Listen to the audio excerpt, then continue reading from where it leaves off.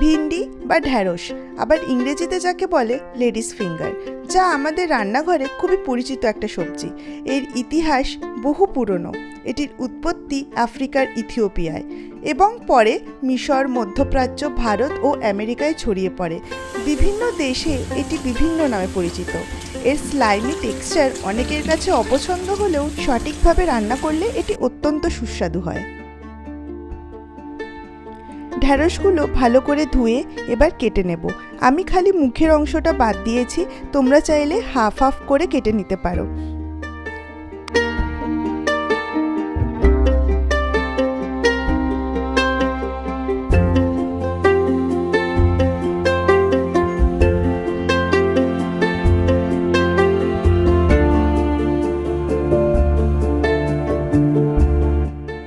এবার দিয়ে দেব কড়াইতে সর্ষের তেল। সর্ষের তেলটা গরম হয়ে আসলে কেটে রাখা ঢ্যাঁড়সগুলোকে দিয়ে দেব।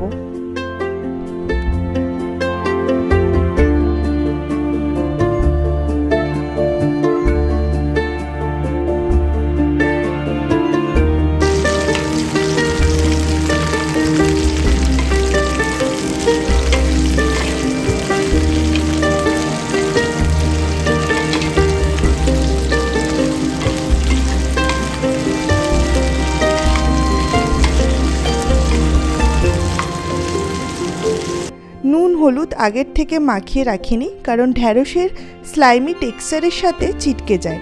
তাই ভাজার সময় 1 চিমটে হলুদ ও লঙ্কা গুঁড়ো দেব, আর নুনটা একটু পরের দিকেই দেব, না হলে জল বেরিয়ে যাবে।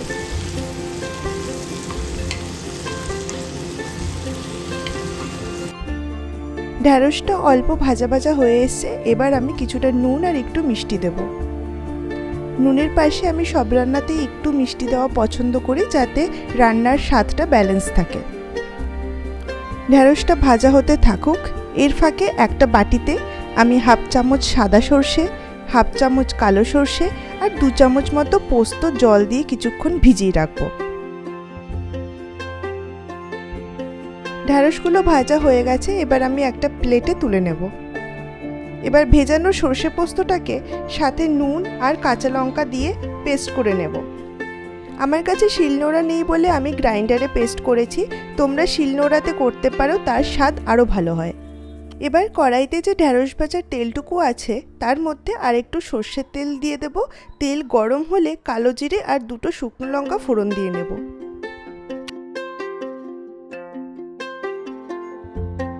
এবার সর্ষে পোস্ত বাটার পেস্টটা দিয়ে ভালো করে কষাবো, আর তখন গ্যাসটাকে মিডিয়াম ফ্লেম করে দেবো। পোস্তর কথা বলতে মনে পড়লো, এই যে পোস্ত, যাকে বলা যায় বাঙালির রান্নার এক অবিচ্ছেদ্য অংশ। যখন বাড়িতে কিছু না থাকে তখন শুধু পোস্ত বাটা দিয়ে যেন 1 থালা ভাত হাপিস করে দেওয়া যায়। তোমাদের কার কার পোস্ত ফেভারিট আর পোস্ত খেতে খুব ভালোবাসো, অবশ্যই কিন্তু আমাকে কমেন্ট করে জানিও।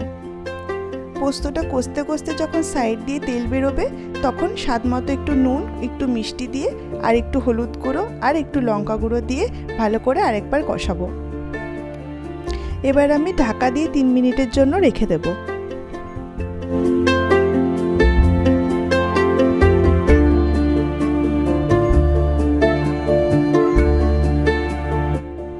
3 মিনিট প্রায় হয়ে গেছে। এবার আমি ঢাকা খুলে একটু হালকা করে নেড়ে এর মধ্যে ঢ্যাঁড়সগুলো দিয়ে দেবো। বাই দ্য ওয়ে, তোমরা চাইলে লম্বা লম্বা করে আলু কেটেও এর মধ্যে দিতে পারো, তবে আলু ছাড়াই আমি খেতে বেশি পছন্দ করি। সত্যি কথা বলতে ছোটোবেলায় আমিও খুব একটা ঢ্যাঁড়স খেতে পছন্দ করতাম না।